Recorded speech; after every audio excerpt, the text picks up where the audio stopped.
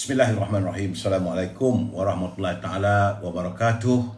Kepada teman-teman yang sempat melayari Amir Hijaz Fans, apa khabar saudara? Doa saya agar anda sentiasa berbahagia. Apa khabar Tuan Eksan Sayuti, Saudara Mustafa Ilyas? Waalaikumsalam. Begitu juga dengan saudara Pendekar Mata Satu. Salam. Masyuk. Tak masyuk-masyuk lagi dah saudara.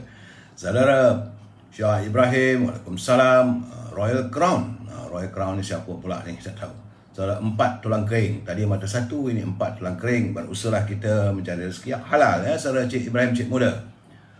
Hebas Kushairi, apa khabar saudara? Saudara Zamari LC, salam, selamat malam. Abu Nem, Waalaikumsalam warahmatullahi wabarakatuh. Saudara Muhammad Fuad, apa khabar saudara? Ruby Din, apa khabar Bi? Doa saya anda berbahagia bersama pasangan anda. Jagalah, rawatlah cinta kasih dalam suasana yang tak sebegitu hari ini saudara. Begitu saudara Thomas Tan, Waalaikumsalam. Saudara Razali Arsyad, Puan Susilawati Arsyad, Waalaikumsalam daripada Johor Bahru, clear, Alhamdulillah. Saudara Muhammad Azmi Muhammad Ali, Waalaikumsalam. Saya Kelantan. Macam mana Kelantan lah ni? Air surut tak? Mudah-mudahan. Tapi di sini dah nampak petang-petang hujan saudara Azmi. Saudara Rahani Hamzah, saudara Indah Sriwijaya, Waalaikumsalam. Mira Harun, apa khabar? Saudara Muhammad Fuad, Waalaikumsalam. Umi Kasum, doa saya anda sentiasa berbahagia. Begitu juga dengan Crystal Torres. Nama macam-macam nama ada. Saudara Kamarudin, Saudara Puan Lina Arina, Azwan Razak, Halim Hassan. Begitu juga dengan Saudara Amran bin Rahman daripada Langkawi. Langkawi clear. Mudah-mudahan, saya sukalah tengok Langkawi dari saya berada di sana. Alhamdulillah, semangat warga Langkawi begitu berkobar-kobar menantikan PRU 15. Puan Siti Syarifah Syari, Yasra Manaf, Wan Boss, begitu juga ada Faizal Khizir, Dawud Yasin, apa khabar saudara? Rais Haris, doa saya anda sehat walafiat, teruskan perjuangan. Saudara Syarul Azam dari Kota Baru, Syarul Azam dari Kota Baru dah. Mudah-mudahan supaya air tidak terus naik dan kita terhindar daripada musibah banjir. Saudara Mismah Satar, selamat malam untuk Perak, sihat hendaknya, Alhamdulillah. Abi Kwi, Waalaikumsalam. Sri Nur, Amir Hamid, Waalaikumsalam dari Ipoh. Wah Ipoh yuk, lama tak makan nasi wangge. Begitu juga saudara Mak Remy Mak Sidik, salam alaik. Pak Syekh, apa khabar saudara? Saya mendoakan semua teman-teman yang berkesempatan bersama dengan saya melayari live ini sentiasa dilindungi Allah SWT dan berada dalam keberkatannya. Saudara, hari ini hari Jumaat. Baik saudara, yang mana yang tak sempat saya santuni, saya mohon maaf dan akan saya santuni usai pencerahan ini. InsyaAllah badan sihat, usia panjang akan saya santuni saudara Syarani Salmah daripada Sri Iskandar. Clear katanya, Sri Iskandar tempat pusat ilmu. Hari ini Sri Iskandar sudah dilihat sebagai bandar ilmu kerana di situ banyak universiti yang ada. Saudara Azmi Omar, Waalaikumsalam daripada Azmi dari Mindef. You coming loud and clear. Terima kasih saudara. Baik saudara, hari ini Jumaat 7 Januari 2022 merupakan hari yang ke-660. Covid masih lagi menyerang negara kita yang belum lagi usai. Kerana menurut laporan daripada saudara Rio dari Universiti Melaya, katanya hari ini ada sedikit pengurangan tapi tak banyak mana.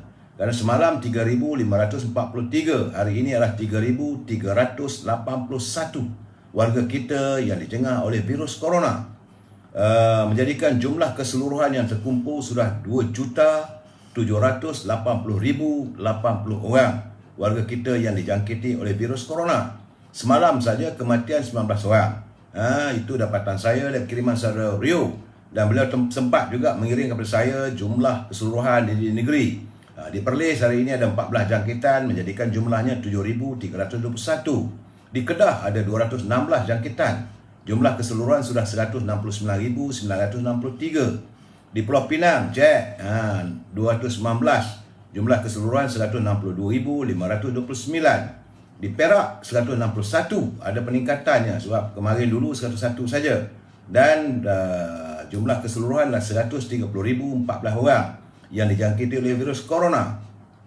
Di Selangor, tiba-tiba saya mendadak kepada 879. Dah 2-3 hari lepas, 500 hari ini 879. Jumlah keseluruhan di Selangor adalah 792,043 orang.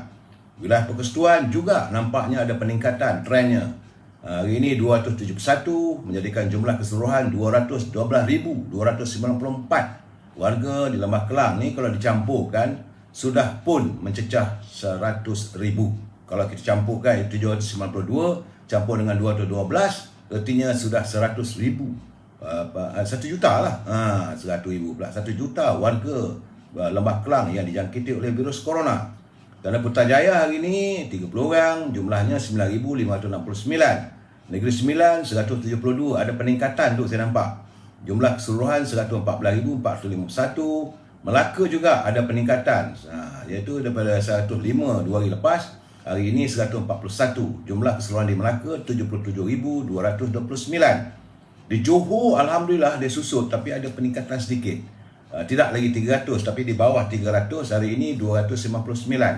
Jumlah warga Johor yang dijangkiti oleh virus corona keseluruhannya adalah 247,439 orang. Begitu juga di Pahang, ada peningkatan musim hujan ni. Hari ini di Pahang adalah 226. Jumlah keseluruhan 96,760. Tapi di Terengganu alhamdulillah hari ini dapatlah double digit, iaitu 94 orang sahaja, menjadikan jumlah terkumpul 83,618. Di Kelantan saya lihat masih lagi beredar pada angka 300 ke atas. Hari ini 385. Jumlah keseluruhan di Kelantan adalah 171,345. Tinggi. Ya, ini saudara baru Ismail, laporan COVID. Begitu juga di Sabah. Saya lihat di Sabah masih lagi angkanya yang tidak menyenangkan. Masih lagi beredar pada 200 ke atas. Iaitu hari ini 242. Jumlah keseluruhannya adalah 242,147. Di Labuan juga hari ini ada 14. Jumlah keseluruhan 10,897. Tapi yang menggembirakan kita adalah di Sarawak. Nampak gayanya di Sarawak kekal 2 angka. Dah berapa hari dah. Iaitu sejak pilihan raya dulu dah ada kekal 2 angka. Hari ini Sarawak cuma 24 orang saja dijangkiti virus corona. Walaupun jumlah keseluruhannya adalah 252,461. Itu yang berbulan-bulan lalu tu yang tinggi sampai 1,000 lebih Sarawak. Dan sehingga hari ini 7 Januari kerana jumlahnya 3,381 menjadikan jumlah untuk bulan ini sahaja saudara adalah 21,994 warga kita yang dijangkiti oleh virus corona. Saudara-saudara setiawan, jagalah diri saudara, jagalah kebersihan, pastikan kita melakukan penjarakan sosial saudara.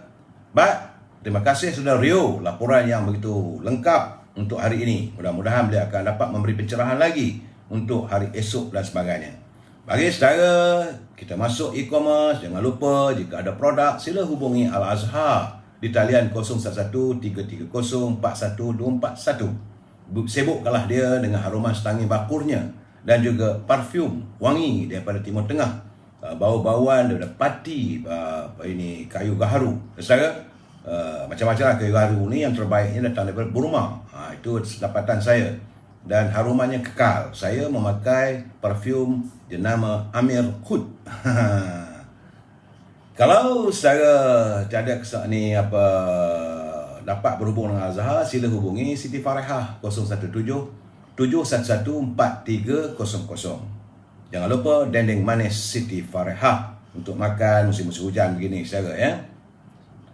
Saudara Muhammad Azhar, saudara Nuriza, dan juga jangan lupa bagi mereka yang tinggal di Lembah Kelang, bolehlah memesan daripada saudara Syauqi dari syarikat Kizinis di talian 012-357-5703. Ini adalah untuk memesan buah-buahan seperti kiwi, ceri, anggur, apple dan sebagainya. Harga murah dan buah-buahan itu sampai ke rumah anda. Hubungi Syauqi 012-357-5703. Itu saja kita punya e-commerce hari ini saudara. Baik saudara, kita seperti biasa selepas e-commerce kita masuk sedikit tentang tazkirah singkat. Sebab saya mendapat kiriman daripada teman yang mengantar pada saya elok kita wawarkan, kita bicarakan. Kerana hidup ini katanya adalah belajar. Kita harus belajar, saudara. Dan kita harus belajar untuk bersyukur. Walaupun kadang-kadang kita tidak mencukupi. Kita keperluan kita banyak ini, banyak itu, ada nak pakai itu, nak pakai ini. Tapi kalau tak cukup, kita harus bersyukur. Kalau itulah yang diizinkan oleh Allah SWT. Ingat saudara, rezeki secupak tidak akan jadi segantang. Tetapi tidak membolehkan ataupun tidak diizinkan untuk kita berdiam diri. Kita harus berusaha. Berusahalah kamu, kata baginda Rasulullah SAW, seolah-olah kamu akan hidup 1000 tahun lagi. Dan melakukanlah amal ibadat seolah-olah kamu akan mati keesokan hari. Itu sabda junjungan Rasulullah SAW. Kita juga harus belajar memahami. Walaupun kita ada berjumpa kawan, teman, kenalan yang tak sehati dengan kita. Kita kata A, dia kata B, kita kata C, dia kata D. Kalau saya bagi pencerahan A, dia kata pencerahan B, itu tidak masalah. Jadi kita harus memahami walaupun tak sehati.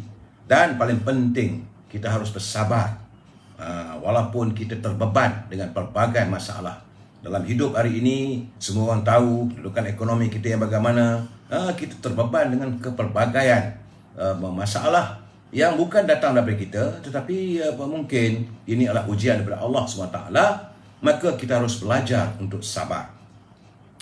Paling penting saya, dalam pasangan, dalam kehidupan kita, kita harus belajar setia walaupun tergoda. Kadang-kadang hati kita mungkin ada orang tawaran itu, tawaran ini, kita harus setia. Mungkin kita punya pasangan yang kadang cerewet, tetapi ada orang menawarkan untuk yang lebih baik, kita harus setia pada kasih dan sayang kita. Belajarlah untuk setia, saudara. Paling penting, kita juga harus belajar untuk memberi. Kalau kita ada, walaupun tak seberapa, walaupun sedikit, kita harus belajar melatih diri kita untuk memberi. Kerana Allah SWT menyatakan, aku akan tambahkan rezeki bagi mereka yang sering bersedekah. Ingat saudara, kadang-kadang kita memberi sedekah itu atas nama mungkin ibu dan bapa kita dah tiada. Berilah sedekah itu atas nama mereka.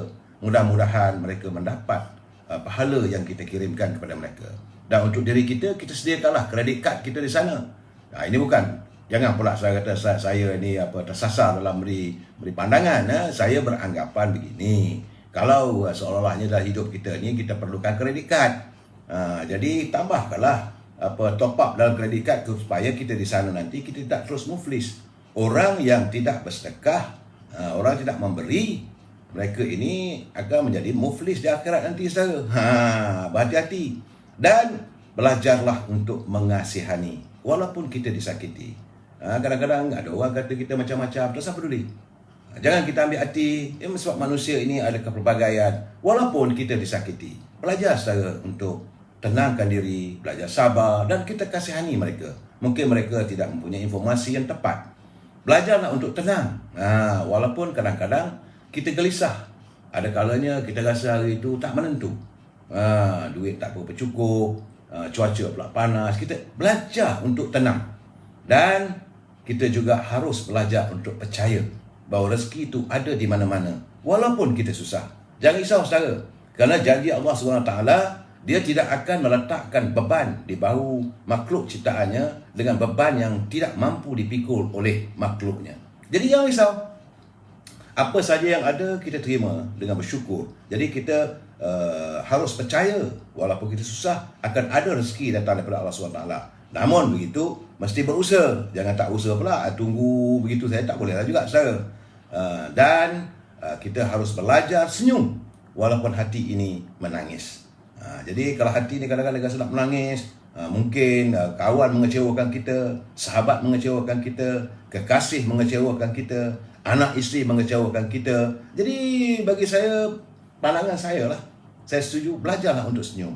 Kerana senyum itu sebahagian daripada sedekah. Kita senyum. Senyum itu adalah ubat yang terbaik dalam satu masalah bagi mereka yang bertemu dengan kita. Jangan risau saudara, kita senyum saja. Orang nak kata apa-apa katalah. Dan akhir sekali, belajarlah untuk ikhlas walaupun berat. Kadang-kadang kita rasa berat, tapi kita ikhlas. Berilah seadanya. Itulah saudara, setakat sedikit, tersekira singkat yang sempat untuk kita berbicara bersama dengan teman-teman, saudara. Dan Seperti biasa, kita masuk ruangan Mutiara Kata. Mutiara Kata ini adalah kiriman sahabat saya daripada saudara Cikgu Hibil. Beliau telah berbesara daripada alam perguruannya, tapi saya tetap memanggil sebagai Cikgu Hibil. Kata Cikgu Hibil, bintang-bintang yang bertaburan di langit tapi tetap nampak cantik kerana ia disusun oleh Allah Subhanahu Wa Taala. Sedangkan bintang itu bertaburan tapi nampak cantik. Begitu juga hidup kita. Terkadang kita rasa perjalanan hidup kita ini bersepah-sepah, tapi percayalah, perjalanan kita ini pasti akan berjalan dengan baik kerana semuanya telah disusun sesantiknya oleh Allah Subhanahu Wa Taala. Jangan selalu risau. Berjalanlah di bumi ini dengan kesedaan, jangan angkuh, jangan tenang dan sentiasa mengucapkan syukur dan memuliakan Allah serta Rasulnya. Allahu Akbar. Allahumma salli ala Sayyidina Muhammad wa ala alihi washabihi wasallim. Itu Mutiara Kata, saudara daripada kiriman saudara Cikgu Hibil. Saudara. Baik, saudara. Seperti biasa, bila saya nak membuka bicara ini, tentulah bicara saya salam impian, impian kita.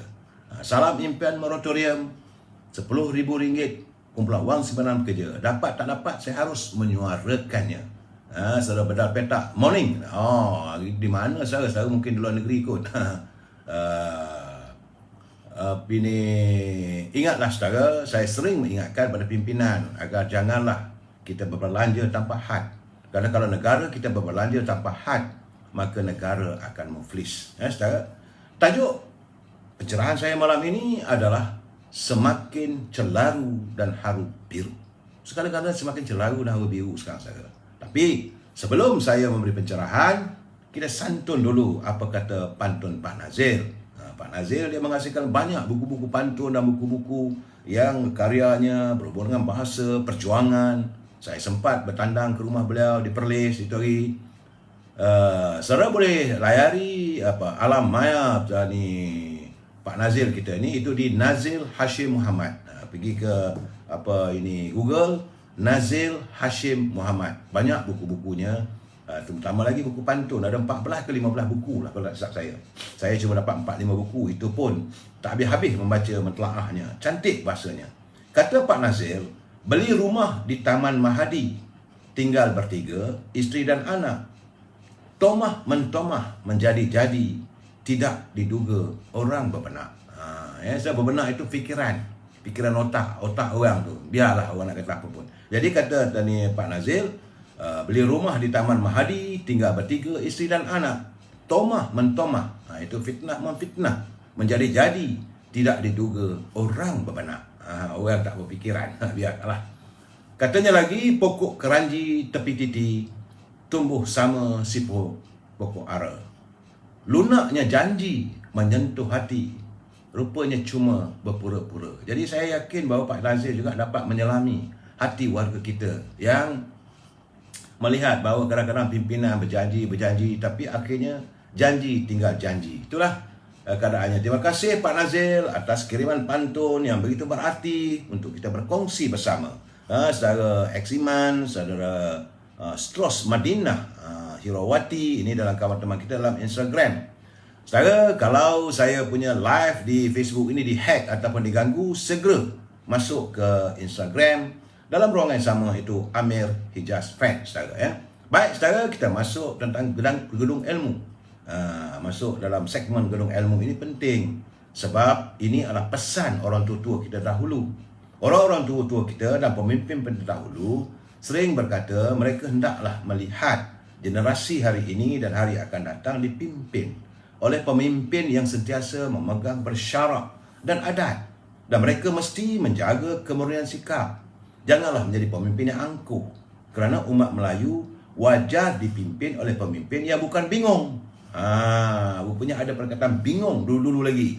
Kerana kata culipan itu, ini adalah buku kiriman kepada saya daripada Tan Sri Johan Jaafar yang terbitkan oleh Dewan Bahasa. Kata buku tersebut, bila menjadi pemimpin ianya bingung, dadanya hampa, kepala pun kosong. Duduk di majlis terbingung-bingung, daripada bekerja banyak bermenung. Jadi orang yang pemimpin yang bingung ni, maka dia lebih banyak bermenung daripada bekerja. Mendengar pujian, dadanya membusung.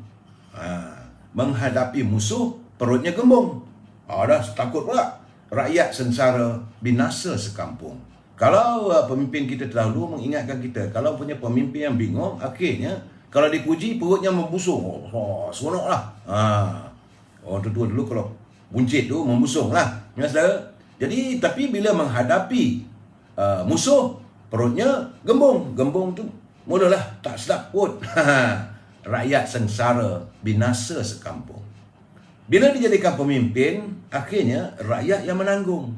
Dijadikan tua ataupun ketua, dia tak tahu berhitung. Dijadikan induk, ibu ataupun pemimpin utama, akalnya pesung. Pesung ni tak boleh dipakai. Dijadikan tiang, tidak berpunggung. Nak jadi macam mana tiang tak berpasak? Akhirnya tiang itu boleh runtuh. Memimpin negeri, bala merutung. Jadi kalau dia memimpin negeri, maka bala lah yang akan mendatang, saudara. Itu adalah curipan, pesan pimpinan-pimpinan terdahulu kepada kita, supaya kita memilih pemimpin, jangan mencari pemimpin yang bingung. Itu kata buku tersebut. Bukan kata saya, saudara, ya. Kita sambung lagi malam besok tentang curipan daripada buku Kepimpinan Melayu. Terima kasih Tan Sri Johan atas kiriman buku cukup berarti, ya, saudara. Baik, saudara. Seperti biasa, sebelum saya memberi pencerahan, saya perlu memberi peringatan kepada saudara. Bagi mereka yang menyunting semula live saya ini dan masuk ke channel YouTube, maka adalah menjadi tanggungjawab anda di atas setiap suntingan yang dilakukan. Saya tidak akan bertanggungjawab kerana pihak saya tidak dapat untuk memantau setiap suntingan itu. Begitu juga kalau anda menghantar kiriman ataupun komen-komen dalam ruangan ini. Berhati-hati, saudara. Zaman sekarang ni apa-apa pun kod juga kita pergi. Saudara. Jadi pastikan saudara menggunakan bahasa-bahasa yang harmonis, yang tidak mencarut, celupa, mengatur orang, maki hamun, tak payahlah.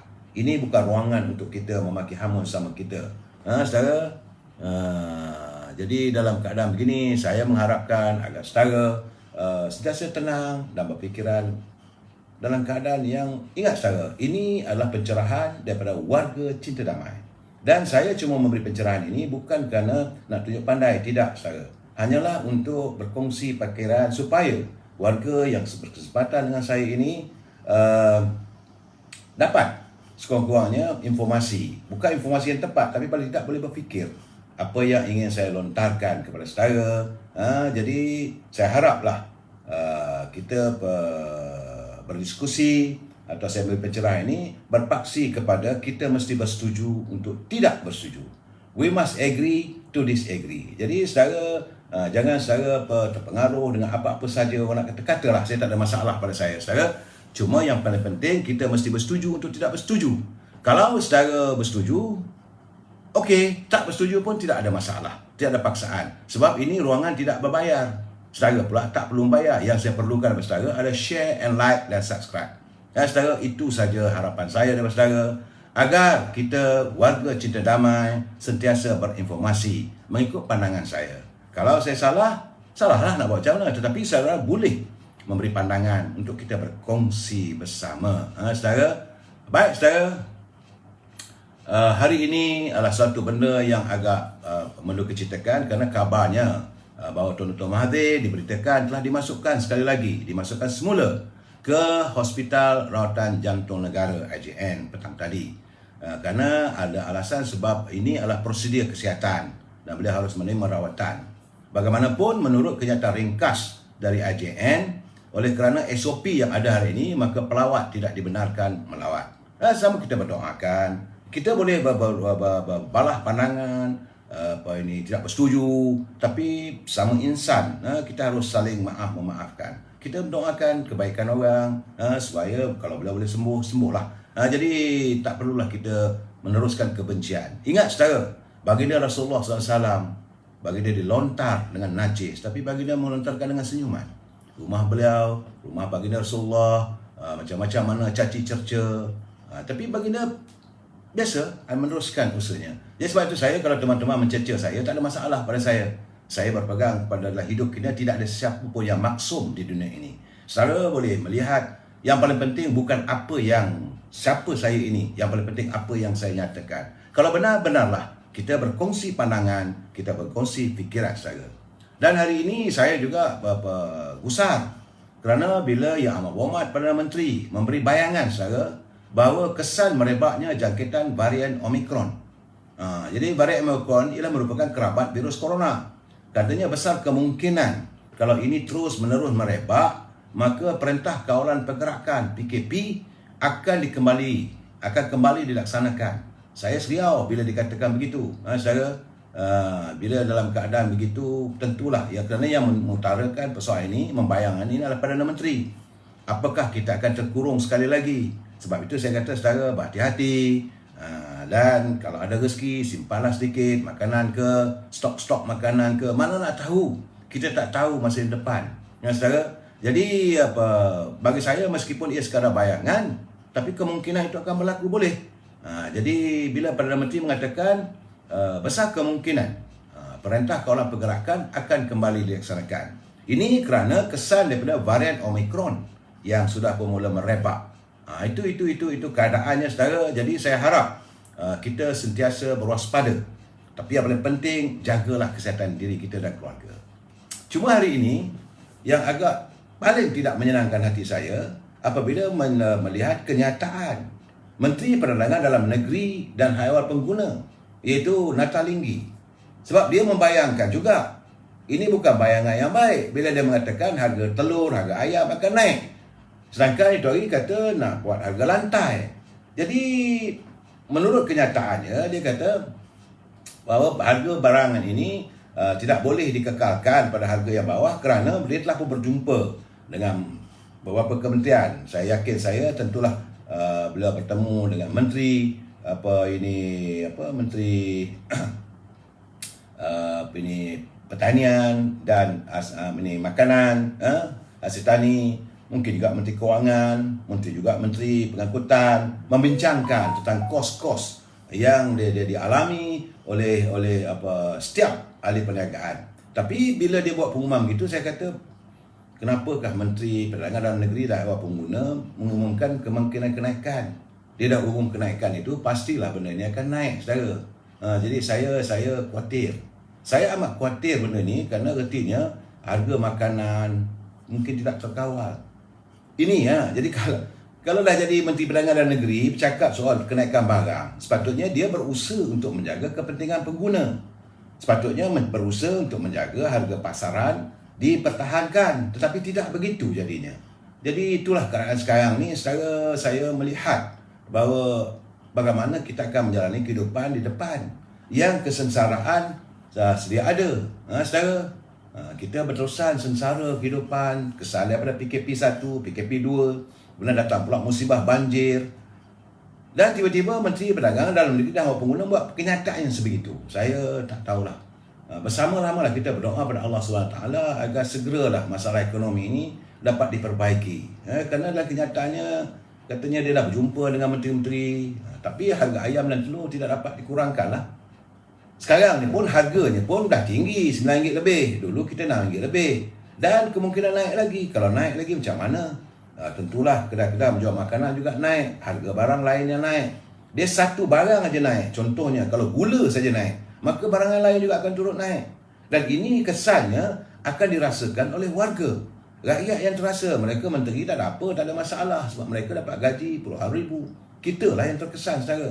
Saya bukan niat untuk menghasut, tetapi kita amat mengharapkan kerana Kementerian Perdagangan Dalam Negeri dan Haiwan Pengguna itu diwujudkan untuk menjaga kepentingan warga, menjaga kepentingan kita. Tapi kalau dia pun dah mengalah nampak gayanya, ini susah. Saya harap saudara kita berdoalah agar masalah ini dapat segera dipikirkan macam manalah pimpinan. Sebab memang saya tahu barang kalau dah naik sukar untuk diturunkan. Jadi itu hari dia naik RM10, ada RM10.50, RM10.20, tiba-tiba dia dapat diturunkan pada RM9.43 setengah tempat, RM9.80. Kemudian pegawai daripada Kementerian Perdagangan Dalam Negeri Haiwan Pengguna mengadakan siasatan, maka barangan turun. Tapi tiba-tiba sekarang ni, tiba-tiba menteri itu sendiri membuat kenyataan. Saya bila baca itu saya geleng kepala. Astaghfirullahalazim. Apakah kita akan menghadapi masalah-masalah berhubung dengan makanan? Saudara, itu ya. Dan petang tadi saudara, saya ingat lagi petang tadi saya minum petang bersama dengan menantu saya selepas balik daripada ini rawatan kesihatan, medical check up, sebab doktor kata ada suspek penyakit itu dan ini. Jadi selepas saya membuat rawatan, terasa pula perut lapar, nak minum petang. Saya pun minum petang bersama dengan menantu saya di sebuah restoran di sekitar Kota Damansara. Dan waktu itu bila saya nak balik, seorang ibu bertemu dengan saya, dia kata, minta maaf lah, dia kata, bahawa saya ni sebenar-benarnya warga Pencen. Artinya mungkin beliau pernah berkhidmat dengan kerajaan. Tapi dia kata waktu kesan daripada bencana banjir, rumah beliau terkesan, begitu teruk katanya. Dan sehingga saat ini beliau masih lagi belum mendapat bantuan yang dijanjikan. Bantuan banjir yang dijanjikan masih belum kunjung tiba katanya. Saya pun, dia kata, jangan lupalah, dia kata, malam nanti tolonglah wawarkan, insyaAllah. Memanglah ruangan saya mewawarkan supaya pimpinan dapat mendengar bahawa dalam keadaan begini pun masih lagi ada warga yang terkesan yang menanti bantuan belum dapat. Jadi beliau berharap agar pimpinan kerajaan sama ada negeri, kerana dalam negeri Selangor atau negeri pusat, dapatlah mengeluarkan bantuan sebagaimana yang dijanjikan dalam kadar yang agak segera. Kerana katanya rumahnya begitu mengalami kerosakan yang teruk, peralatan dah tak boleh nak digunakan, ya. Jadi kalau peralatan semua tak boleh digunakan, macam mana besar kemungkinan segala tilam, bantal nak tidur macam mana saudara? Beliau dah mengalami. Jadi pada ibu muda sebut, saya mengharapkan anda bersabarlah. Nak buat macam mana, saya tak boleh nak kata apa, saya cuma boleh mewawarkan. Jadi saya tengok begitu, saya pun mengeluh, saya cakap dengan menantu saya kata, lihatlah, inilah yang dialami oleh kita. Kita ini itu warga Merahain. Bila musibah datang, pimpinan sedap-sedap aja berjanji, tapi akhirnya tak kesampaian kadang-kadang. Nak buat macam mana kak? Kita ni warga Merahain. Kemudian saya juga mendapat kiriman daripada saudara Ahmad Saiful Bakhtiar. Balik rumah, saya buka saya punya website, tengok, alamak, ada lagi. Menurut saudara Ahmad Saiful Bakhtiar pula, dia mencatatkan sayu tulisannya. Ini saya terangkan, dia tu dalam dia punya hantaran tu, dia tulis tu RM0 BSN titik BSN my ringgit dash I banjir. Itu dia punya intro daripada yang dihantar kepada saya. Duka cita dimaklumkan, anda tidak berjaya kerana tidak memenuhi terma dan syarat-syarat yang digariskan. Artinya dia dapat kiriman daripada BSN, terus hantar pada saya. Jadi saya tengok situ, artinya itu datang jawapan daripada Bank Simpanan Nasional bila dia kata duka cita dimaklumkan, anda tidak berjaya kerana tidak memenuhi terma dan syarat yang digariskan. Tapi tak disebutkan pula apakah terma dan syaratnya. Patut dijelaskan terma-termanya apa. Orangnya mesti begini, banjirnya begini, mesti disahkan. Sebab itu saya katakan dari awal dulu, bila pimpinan kerajaan nak mengumumkan bantuan, kita berterima kasih. Tetapi biarlah hala caranya itu jelas dan tuntas. Bukan main-main sebut begitu saja, bagaimana pelaksanaan. Saya selalu mengatakan yang paling penting adalah pelaksanaan. Pelaksanaan selain daripada kita mempunyai website, kita mempunyai internet, mungkin ada borang, boleh pergi ke LSDN. Tidak semua kawasan ada pejabat lembaga asing dalam negeri. Dan sepatutnya gunakanlah rakan-rakan yang terlibat dalam parti-parti politik. Saya dah kata berkali-kali, gunakan semua elemen. Sama ada datang daripada parti PKR, datang daripada parti UMNO, datang daripada parti PAS, DAP, siapa saja. Mereka yang kenal pada kawasan itu, beri mereka borang, biar mereka sendiri menyiasat. Lepas itu dah siasat, nama dapat semua tu, hantarlah ke ibu pejabat. Ini bagi saya paling tidak dalam tempoh 3 hari boleh selesai. Tapi alangkah sedihnya, saya melihat daripada catatan daripada saudara Ahmad Saiful Bakhtiar tadi, saya pun terasalah, sebab begitulah warga Merahain kita.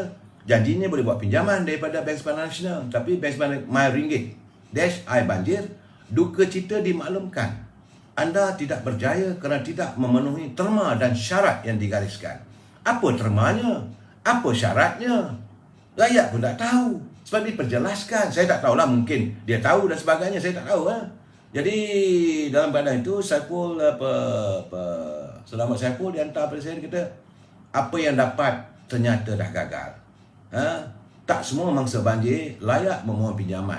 Jadi dengan hutang keleng pinggang ni, apalah yang dapat saya lakukan? Saya amat sedih saudara. Tak mampulah saya bukan orang yang ada mempunyai saya bukan ada harta yang tinggi ya saudara. Jadi saya cuma dapat berdoa pada Allah SWT agar keluarga Saiful mendapatlah rezeki daripada mana-mana ya saudara. Usahakanlah Saudara Syaful sebab ini janjinya.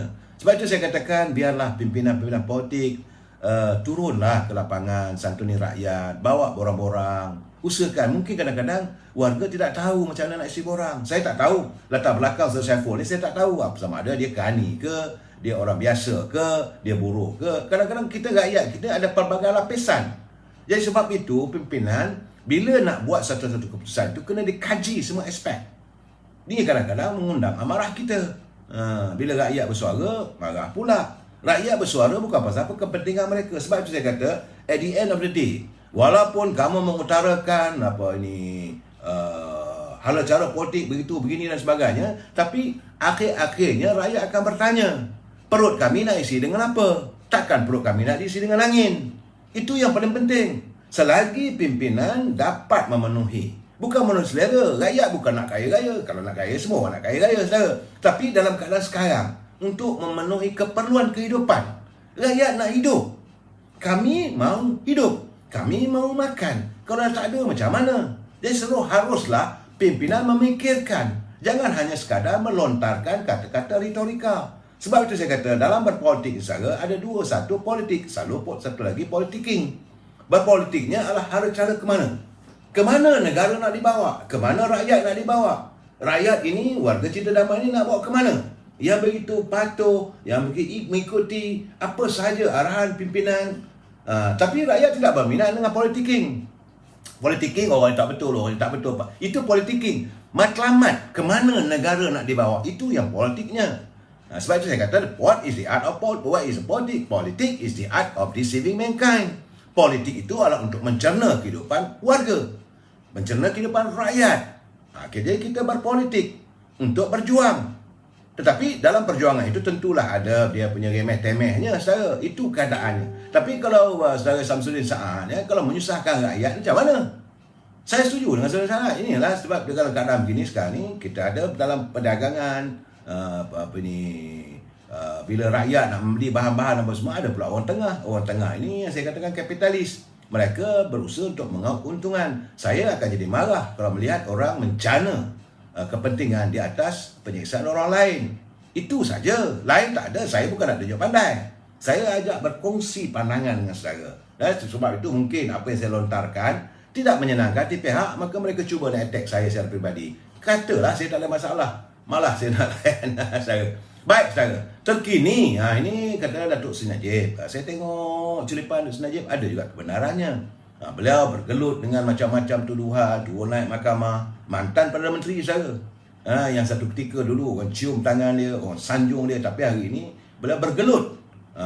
Turun naik mahkamah. Tak apalah kalau itu sudah tersurat nasib yang perlu dialami olehnya, maka dia terpaksalah. Tak ada masalah pada beliau saya tengok. Tapi saya agak cemburu dengan ketenangan wajah yang dipamerkan oleh beliau. Tenang aja, orang nak kata apa pun katalah.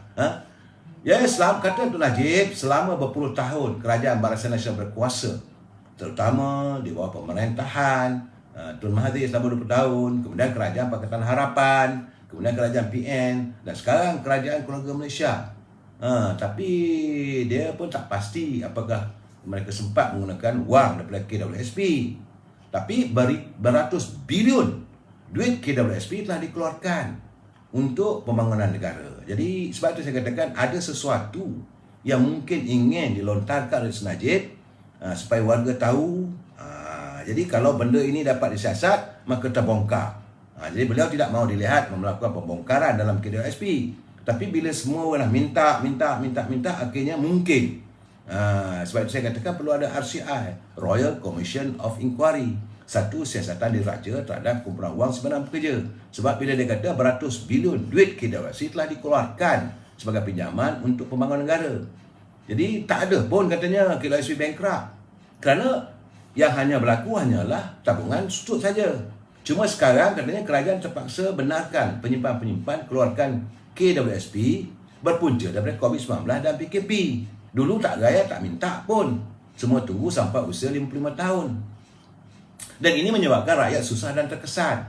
Jadi dia pun tak terfikirlah bagaimana dalam keadaan sekarang ini tiba-tiba ada idea daripada kalangan dirinya dan juga pimpinan UMNO mencadangkan supaya sedikit daripada tabung KWSP dikeluarkan.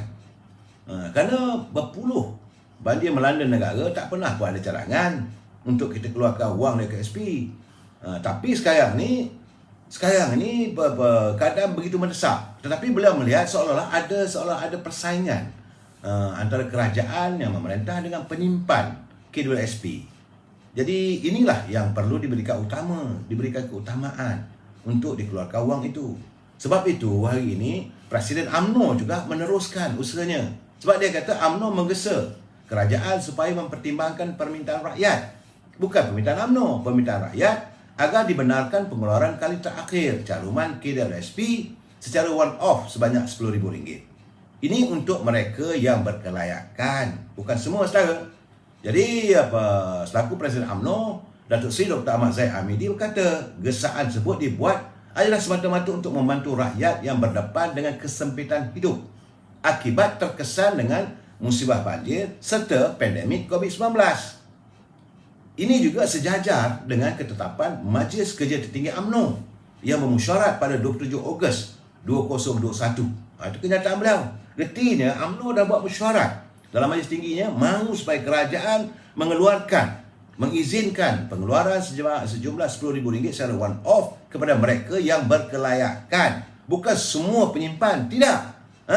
Jadi dalam pada itu beliau menzahirkan rasa duka citanya kerana beliau melihat koordinasi agensi-agensi berkaitan yang sepatutnya aktif digerakkan oleh Agensi Pengurusan Bencana Negara NADMA. NADMA ini diwujudkan zaman beliau menjadi Timbalan Perdana Menteri. Jadi dia melihat seolah tidak bermaya dan amat lemah dalam menghadapi musibah banjir. Kerana itu katanya UMNO menghargai segala bantuan untuk mangsa banjir sebagaimana yang diumumkan oleh Perdana Menteri yang telah pun mencecah sehingga RM61,000 untuk satu keluarga. Dia harap maklumat mengenai kaedah pelaksanaan dan penyaluran dapat segera dimaklumkan pada rakyat dan dikurangkan sebarang kerana birokrasi agar prosesnya dipercepatkan. Itu yang saya tuntut setiap malam tu. Saya kata prosesnya bagaimana dengan ada birokrasi. Malahan Perdana Menteri pun dah bercakap waktu beliau di Pahang, tak payah lagi nak isi borang, bawa duit tu bagilah. Sebab bukan semua orang, satu keluarga yang akan disahkan oleh ketua kampung itu sendiri. Jadi dalam pada itu UMNO ingin merakamkan ucapan takziah pada keluarga 48 mangsa banjir yang disahkan terkorban. Jadi dengan angka korban begitu tinggi berbanding banjir besar yang pernah melanda negara pada 1971, cuma 30 orang saja yang menelan mangsa. Pada tahun 2014 cuma 21 orang. Tentulah ia memerlukan kerajaan keluarga Malaysia melaksanakan segera saranan titah yang di-Pertuan Agong agar dilakukan segera postmortem bencana banjir. Dan alhamdulillah Yang Berhormat Perdana Menteri telah pun mengatakan bahawa persidangan Dewan Rakyat pada 20 bulan Januari nanti akan ada satu sesi khas untuk membincangkan tentang masalah banjir, pasca banjir dan kepelbagai isu berhubung kait dengan banjir ini. Cuma saya nak menjelaskan di sini sekali lagi supaya mereka faham, janganlah mereka mengata yang bukan-bukan. Janganlah menganggap kita ini sebagai penghasut. Ya. Saya nak jelaskan selagi, ini dapatan saya setakat hari ini, statistik yang dikeluarkan oleh KWSP pada Disember 2021 tahun lepas, iaitu mereka yang menyimpan dalam KWSP antara tiada kosong dalam tabungannya hingga RM5,000 adalah 40.74%, iaitu 6.1 juta orang. Orang ini tak adalah kelayakan sebab dia tak ada pun, cuma ada simpanan RM5,000, kurang daripada RM5 pun. Kemudian daripada RM5,000 hingga RM10,000 ada lebih kurang 1.3 juta orang. Bagi saya taklah layak juga nak keluarkan RM10,000 semuanya. Kemudian bagi yang mempunyai 50,000 ke 100,000. Ini jumlahnya saudara. Mereka yang punya simpanan 50,000 ke 100,000 ni layaklah diberi pengeluaran sebanyak 10%. iaitu jumlahnya 1.6 juta orang. Bukan sikit saudara, 1.6 juta. Sampai itu yang 100,000 hingga 500,000 adalah sejumlah 3.8 juta. 3.8 juta orang. Bagi mereka yang punya simpanan lebih daripada 500,000 adalah seramai 273,045 orang. Itu statistik yang ada pada penyimpan. Jadi bukan artinya nak keluar semua orang, tidak. Bukan semua saudara. Jadi yang nak diminta mereka yang berkelayakan. Tentulah yang meminta ini mereka yang punya simpanan lebih daripada 50,000. Yang jumlahnya 36 juta orang saudara. Jadi itu statistik ni. Saya bila dia orang mengatakan semalam semua soalan mereka mencabar dan sebagainya, saya naik angin juga saudara. Bila mereka mengatakan kalau keluar duit ini maka waktu tua, maka mereka akan jadi susah, seolah-olah macam apa kedana lah saudara. Jadi dalam keadaan begitu sebenar-benarnya saudara, cuba kita lihat kalau seseorang itu gajinya RM1,500, bukan banyak, bukan gaji RM2,000, RM3,000, RM5,000, tidak, just RM1,500 pendapatannya. Kalau dia buat potongan 11% untuk kumpulan wang semalam pekerja, jadi artinya simpanan tabungannya akan laku sejumlah RM165. Kemudian tambahan 13%, itu diwajibkan oleh KWSP untuk majikan. Jumlahnya RM150. Jadi artinya setiap bulan dia akan ada dalam tabung dia RM360. Kali setahun artinya ada simpanan RM4,320. Kalau dalam tempoh 5 tahun, kata dia minjam waktu usia dia 50 tahun. Artinya bila dia sampai usia dia 55 tahun, dia ada juga simpanan RM21,000 tambahan daripada yang dia ada. Kalau dia ambil pinjaman, dia keluar daripada dia ada wang RM60,000 lah katakan, 10% RM6,000. Mungkin dia tinggal lagi dah RM54,000. Tapi sampai 5 tahun nanti dia ada RM21,600. Itu tak termasuk dengan dividen. Jadi kalau RM21,600 tambah 40 dah ada RM60,000 lebih. Masa mana pula kata apa kerananya? Macam mana mengatakan bahawa mereka akan susah? Begitu juga kalau okeylah kita terima. Bagaimana kalau potongannya dibuat pada 7% saja? Gajinya basicnya RM100,500. Kali 7% jumlah caruman dah RM105. Majikan tetap kena 13%. Artinya RM150. Artinya sebulan carumannya ada RM300. Kalau setahun ada RM3,600. Kali 5 tahun ada RM18,000. Yang dia nak keluarkan sekarang ni one off, bukan sentiasa keluar, tidak. RM10,000.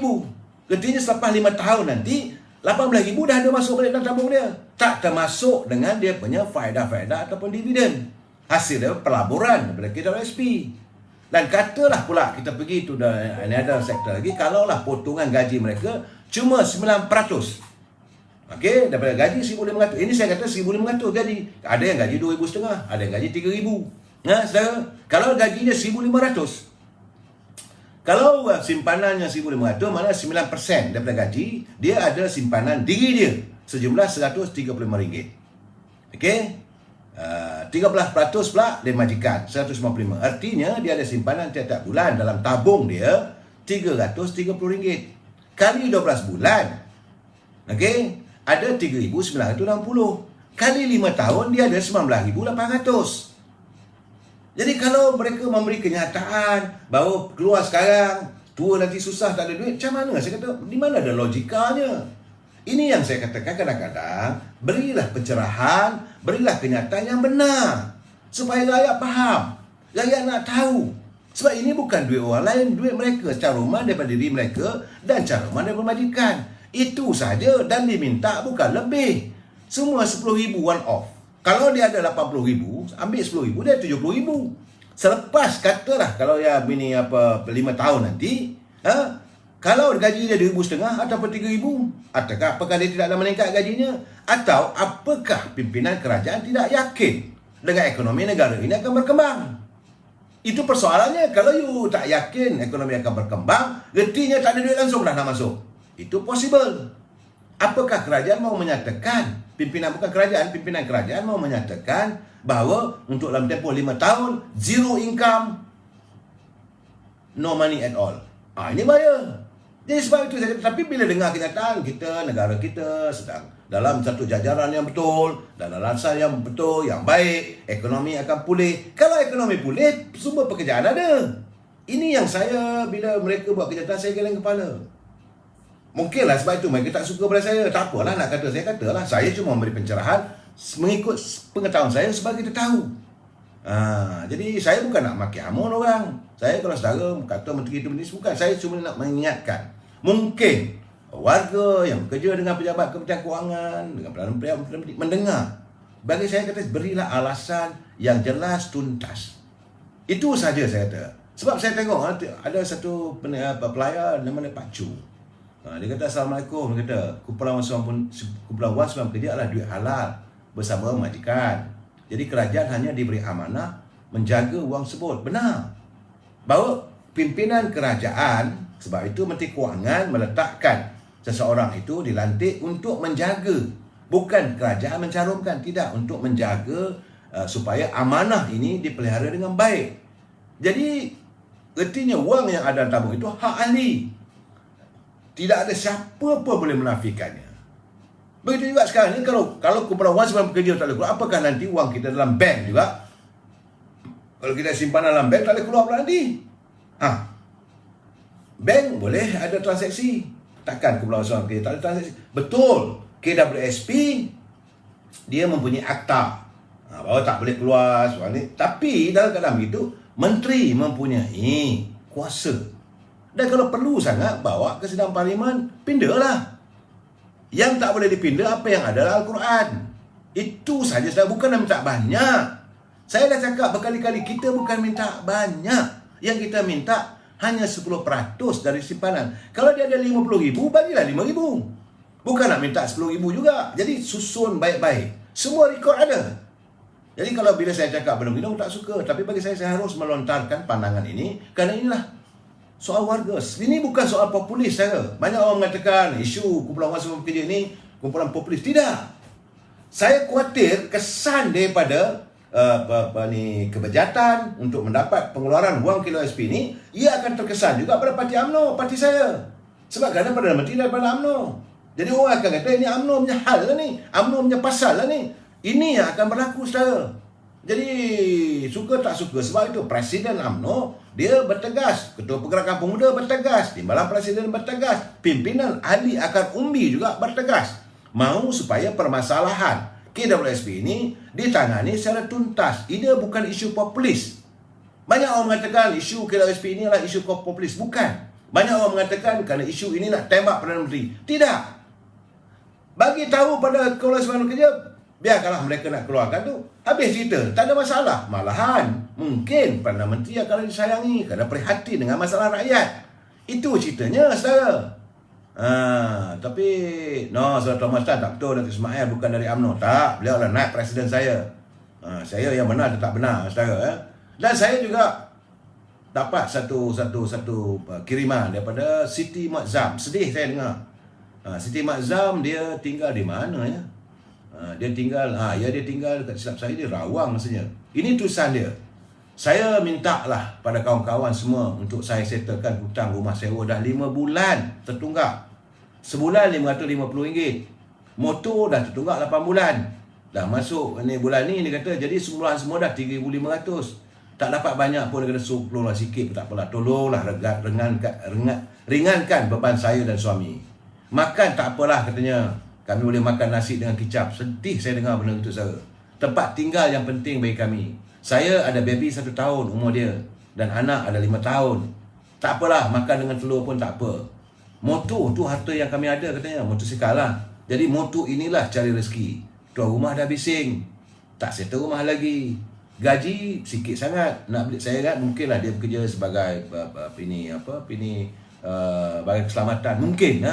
Saya tak tahulah kerja apa, tak sebut. Jadi nak beli susu dan pampers anak pun kadang-kadang teragak-agak katanya. Takat tak cukup duit tu tak apalah. Tapi kadang sekarang ni memang tak betul dah tak ada. Jadi kalau ada yang sudi, sedekahkanlah. RM5, RM1 pun saya terima. Saya malu nak minta katanya, tapi terpaksa untuk anak saya. Pampers dan susu dia dah habis dah. Gaji lambat lagi. Betul lah, hari ni baru 7 hari bulan. Kerana dia kata saya buntu. Saya minta tolong. Jadi family pun susah katanya. Nak minta pada kawan-kawan keluarga dia pun, mereka pun susah. Jadi kalau ada yang sudi sedekah tu, saya terimalah. Kalau ada rasa saya ini scammer, terpulanglah katanya. Kalau ini dianggap sebagai scammer, Jadi itu pula lah. Tapi dia ada memberikan saya nombor akaunnya. Saya tak boleh siarkan nombor akaun. Khawatir nanti mungkin scammer dan sebagainya. Saudara boleh berhubungi beliau, iaitu Siti Nur Hakimah di talian 010 893 0590. Kalau dia scammer takkan dia bagi tahu ni. Boleh telefon. Kalau benar dia Siti, tanyalah dia. Saya yang lain tu saya tak boleh adalah dia punya detail apa semua, nombor akaun bank saya tak boleh bagi. Itu saya harus mengikut peraturan. Jadi saya cuma mewawarkan keresahan hidupnya. Sebagai RM1 pun tak apalah. Jadi kalau saudara yang punya nak bagi RM10 ke, telefonlah 010 893 0590 Siti. Saudara, ini antara warga kita yang dalam keadaan sukar. Saya cuma mewawarkan. Begitu juga dengan saya lihat ni saudara Adnan Abdullah. Ini saudara Adnan Abdullah pula. Cuma dia tak mengirim kepada saya nombor telefon dia. Saya tak boleh nak wawarkan. Dia tak bagi tahu alamat dia di mana. Dia kata Assalamualaikum. Dia kata saya ni dah ketandusan barang makanan. Kesian dia kata apa ini anak isteri saya tak tahu nak buat macam mana dah. Tambah lagi tengah sakit kata. Dia sakit baru buat pembedahan kat belakang terkena kencing manis. Tak boleh bekerja selagi tak sembuh nasihat doktor tak boleh bekerja. Buntulah dia kata. Mana nak cari sesuap nasi. Mohon maaf kalau tidak. Saya mohon maaf kalau tiada nombor telefon dan alamat. Jadi kepada saudara Adnan Abdullah, lain kali kalau hantar kepada saya, pastikan anda dengan nombor telefon, alamat saudara, supaya jelas kalau ada kawan-kawan yang nak membantu. Saya melihat sekarang ni bahawa inilah rintihan marhain. Saudara, inilah rintihan marhain yang kita boleh nafikan. Sebab itu bila saya dapat culipan daripada pejabat Perdana Menteri, dia mengata semalam saya menyerahkan bantuan wang ihsan BWI RM1,000 kepada mangsa banjir di 2 pusat pemindahan sementara PPS di Melaka. Alhamdulillah kita dengar pun suka. Kerana kata dia setakat jam 1 tengah hari seramai 36,087 warga ataupun 76% ketua isi rumah telah pun menerima BWI. Jadi 76% bukan semua. Memang sebab itu saya kata elemen cara nak bayar macam mana. Jadi saya mengucapkan terima kasih pada Yang Amat Perdana Menteri kerana sudi mengulurkan bantuan. Kalau 36,087 mana 36 juta lah wang negara digunakan untuk membantu mereka yang terkesan. Cuma saya katakan ni kalau menteri mana tak tolong ke? Cik Lat, bukan menteri tak tolong, mungkin kadang-kadang mereka dah tak tahu buntu. Saudara, kalau saudara berada dalam kedudukan mereka, sila fahami mereka juga dalam kebuntuan. Sebab itu saya katakan rakyat jaga rakyat. Kalau kita ada, tak ada jangan marah. Jangan anggap mereka scammer. Sebab itu kalau ada nombor telefon, tak ada nombor telefon saya tak siarkan. Ya, Puan Nuriza sedih saya dengar. Saya cukup terkesan bila dengar begitu sebab saya pernah hidup dalam kesusahan. Saya dapat merasai. Tambah sekarang dulu kita susah, zaman pasca kemerdekaan berbeza. Paling tidak duduk di kampung, nak cari ayam itik buat tamak kita pelihara sendiri. Ikan kita boleh pergi ke sungai. Nak cari sayur-sayuran pergi ke belakang rumah ataupun dalam hutan estate atau semua dapat pucuk paku dan sebagainya. Tapi yang tinggal di kota raya, di Kuala Lumpur, di Pulau Pinang macam mana? Takkan nak dipatahkan besi-besi untuk dijadikan ulam. Ini keadaan saudara. Dan dulu memanglah kita makan, kita beli beras secupak saja. Kadang-kadang kita boleh buat masak bubur atau nasi air. Tapi anak-anak sekarang lain saudara. Takkan kita nak biarkan mereka melihat teman-temannya lain boleh makan KFC, boleh makan pizza dan mereka melangut tengok begitu. Tak sedih saudara. Jadi bagi saya melihat ini sebagai satu sebab saya kata belajarlah untuk kita memberi. Saudara Hazamuddin Hazmidin, nombor telefon yang saya dapat tadi 10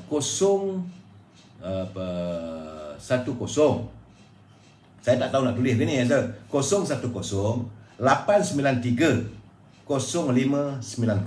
Nama dia Siti. Kalau saudara dial 010 893 0590, kalau dia kata di sini betul lah. Kalau orang lain jawab, mana scammer lah.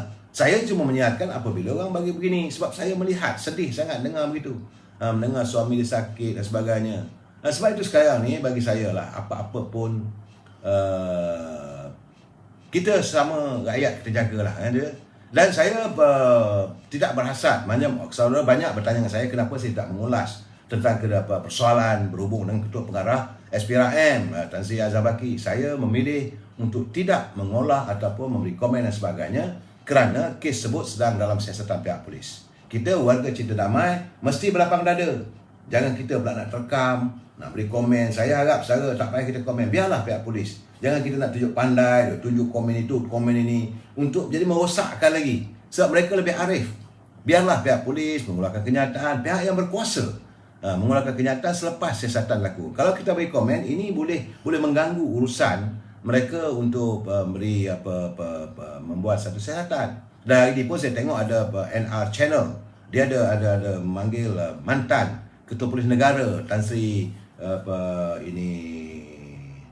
Tan Sri nama Allah dah tua ni, nama saya lupa lah. Ada NR Channel hari ni. Usam Tan Sri Hasan Musa Hasan, Tan Sri Musa Hasan. Ya, Saudara Muhammad Tahir Kasim 0108930590 Puan Siti.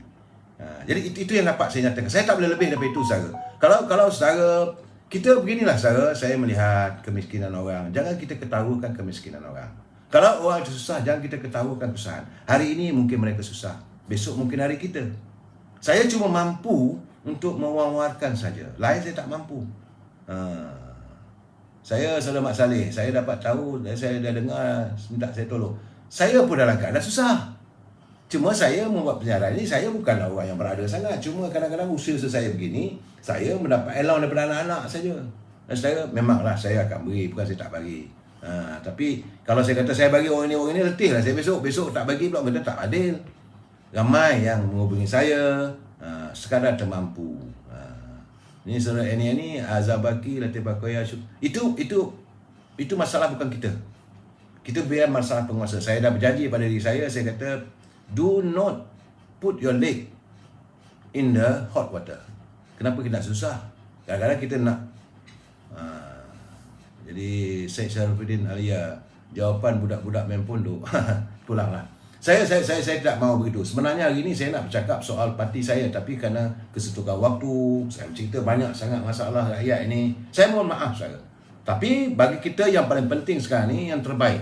Saya rasa biarlah Perdana Menteri berlapang dada, segeralah bubarkan parlimen. Kita pun faham, kerana Perdana Menteri hari ini berada dalam keadaan yang sukar untuk membuat satu keputusan yang tuntas. Kerana dalam itu ada banyak parti, bukan satu keputusan. Jadi kalau saya mengatakan itu keputusan Barisan Nasional, bukan. Kalau itu keputusan UMNO pun bukan. Jadi kalau Perdana Menteri asyik melayan tuntutan UMNO, diri dia pula melayang. Itu rasa saya lah. Jadi Kumat Kamid itu sumpah lah. Itu saya tak bercampur benda itu. Bagi saya sekarang ni, saudara, yang paling penting saudara, kita bersiap sedia untuk menghadapi hari-hari yang di hadapan. Berdoa kita dan juga kukuhkan, kentalkan perpaduan kita sama rakyat. Saudara, sekali lagi saya katakan, kita rakyat jaga rakyat. Dan kita minta kalau boleh adakanlah setuju dengan Roza supaya Parlimen segera dibubarkan. Kita mencari sebuah kerajaan yang jelas, yang dominan, supaya dasar negara ini dapat jelas. Saya mohon maaf kalau tak dapat mencuakan lagi, kerana kita dicemburui waktu sentiasa mencemburui kita. Kita jumpa lagi malam esok. Wabillahi taufiq wal hidayah. Assalamualaikum warahmatullahi wabarakatuh. Selamat malam. Terima kasih.